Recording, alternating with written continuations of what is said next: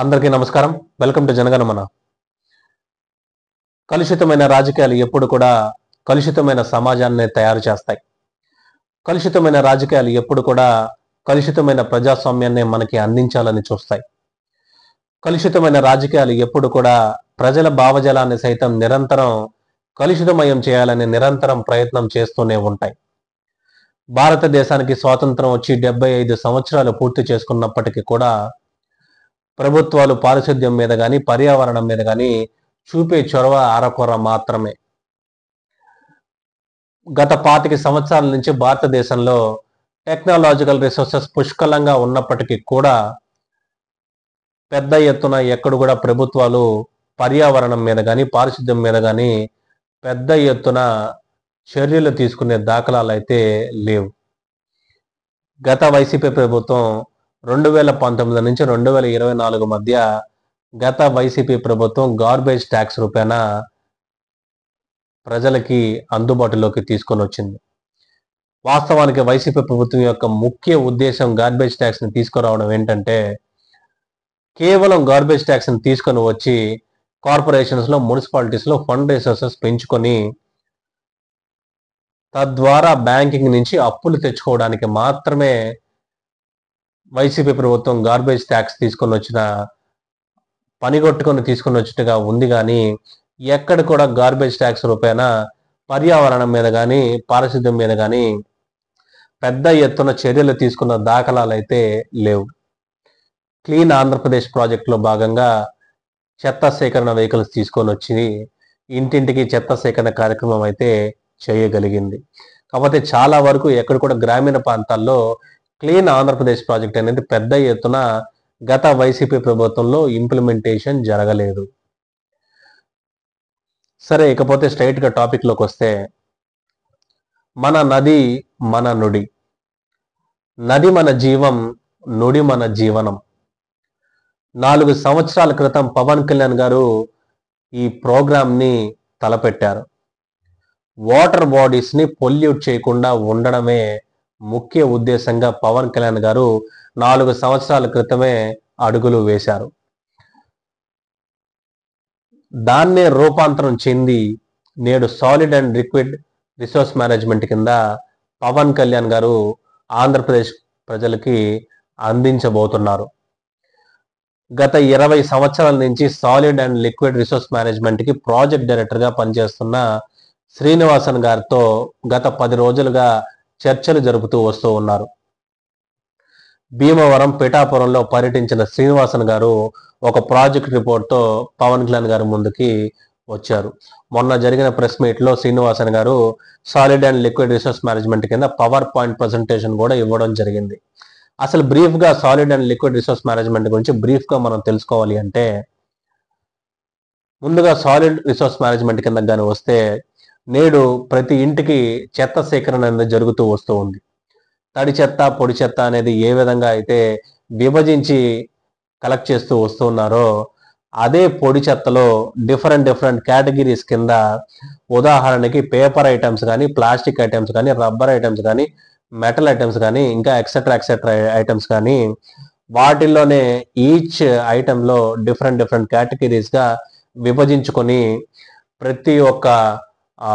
ప్రతి ఒక్క కేటగిరీ కింద డిఫరెంట్ గా సెగ్మెంట్స్ గా విభజించుకొని ఇదే solid and liquid resource management project కింద స్టాక్ పాయింట్స్ అంటే వేర్ హౌసెస్ కానీ ఏర్పాటు చేసుకొని అక్కడే వాటిల్ని డంప్ చేసుకొని అక్కడి నుంచి రీసైకిల్డ్ కంపెనీస్ కి మార్కెటింగ్ చేసుకునే సదుపాయం ద్వారా తద్వారా సంపద సృష్టించడం. లిక్విడ్ రిసోర్స్ మేనేజ్మెంట్ కింద కానీ వస్తే, ముఖ్యంగా గ్రామీణ ప్రాంతాల్లో ఏ విధంగా అయితే డ్రైన్ కి యువతల పక్క ఎండ్ టు ఎండ్ రోడ్స్ లేకుండా మధ్యలో ఖాళీ భాగం ఏదైతే ఉంటుందో అక్కడే రైన్ వాటర్ హార్వెస్టింగ్ పిట్స్ ఏర్పాటు చేసుకుంటూ వచ్చే ప్రణాళిక లిక్విడ్ రిసోర్స్ మేనేజ్మెంట్ లో ఉంది.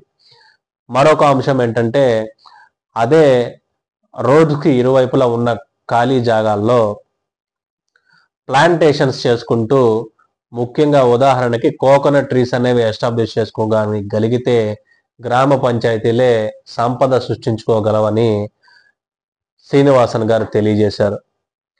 శ్రీనివాసన్ గారు చెప్తున్న లెక్కల ప్రకారం ఆంధ్రప్రదేశ్లో 13,301 గ్రామ పంచాయతీలు ఉన్నాయి. ఈ గ్రామ పంచాయతీలు అన్నీ కలిపి ఈ ప్రాజెక్ట్ కానీ ఇంప్లిమెంటేషన్ కానీ అయితే రాష్ట్రానికి అంటే గ్రామ పంచాయతీలకి నెలకి 220 కోట్ల రూపాయలు సంపద సృష్టించగలవని శ్రీనివాసన్ గారు తెలియజేశారు. సంవత్సరానికి 2,600 కోట్లకు పైగానే సంపద సృష్టించగలవు. 2.5 లక్షల మందికి ఉపాధి కల్పించే రంగం అని శ్రీనివాసన్ గారు తెలియజేశారు.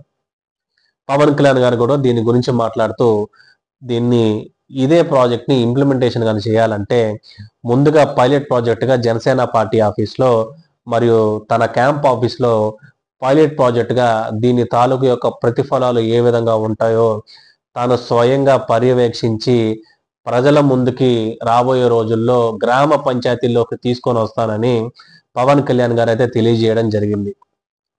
అసలు ముఖ్యంగా దీని గురించి కూడా పవన్ కళ్యాణ్ గారు ప్రజల్లోకి వెళ్లే ముందు ఈ ప్రాజెక్ట్ ఇంప్లిమెంటేషన్ కి మాస్టర్ ట్రైనర్స్ కూడా అత్యవసరం అని పవన్ కళ్యాణ్ గారు గుర్తించి రాబోయే రోజుల్లో అదే విధిగా చర్యలు తీసుకొని ముందడుగేసే ప్రయత్నం చేస్తానని పవన్ కళ్యాణ్ గారు అయితే తెలియజేశారు.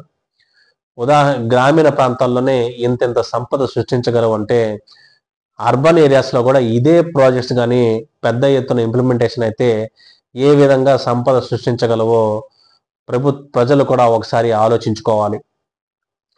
గ్రామ పంచాయతీల్లోనే కేంద్రం నిధులు అవసరం లేకుండా గ్రామ పంచాయతీలో సెల్ఫ్ సఫిషియెంట్ గా వాటి ఫండ్ రిసోర్సెస్ అవే జనరేట్ చేసుకొని గ్రామ పంచాయతీలోనే మౌలిక సదుపాయాలకి మరియు ఆరోగ్య హెల్త్ కేర్ కి వినియోగించుకునే అవకాశం కూడా గ్రామ పంచాయతీలకి ఖచ్చితంగా ఉంటుంది.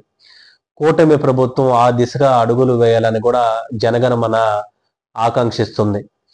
రాబోయే రోజుల్లో ఆంధ్రప్రదేశ్ ప్రజలు ఈ solid and liquid resource management కింద పెను మార్పులైతే చూడబోతున్నారు.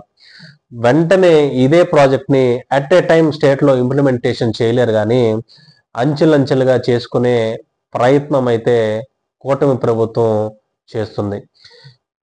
ఉదాహరణకి ఒక క్లస్టర్ కింద గ్రామ పంచాయతీల్ని తీసుకొని అక్కడ డెవలప్ చేసి దాని తాలూకు ప్రతిఫలాలు మిగతా గ్రామ పంచాయతీలకి తెలియచేస్తూ మిగతా అక్కడక్కడ కూడా ఫేస్ బై ఫేస్ ఇంప్లిమెంటేషన్ కనుక చేసుకోగలిగితే రాబోయే 15 సంవత్సరాలలో ఖచ్చితంగా గ్రామ పంచాయతీలు తమ సంపద తామే సృష్టించగలిగే రోజులైతే ఖచ్చితంగా రాబోతున్నాయని అందరూ కూడా విశ్వసించాలి. ఆ దిశగా కూటమి ప్రభుత్వం అడుగులు వేసి నిరంతరం ఈ కూటమి ప్రభుత్వాన్ని ప్రజలు గెలిపిస్తేకి ఇదే ప్రాజెక్ట్స్ అనేవి ఇంప్లిమెంటేషన్ జరుగుతూ వస్తూ ఉంటాయని జనగణమన కూడా ఆకాంక్షిస్తుంది.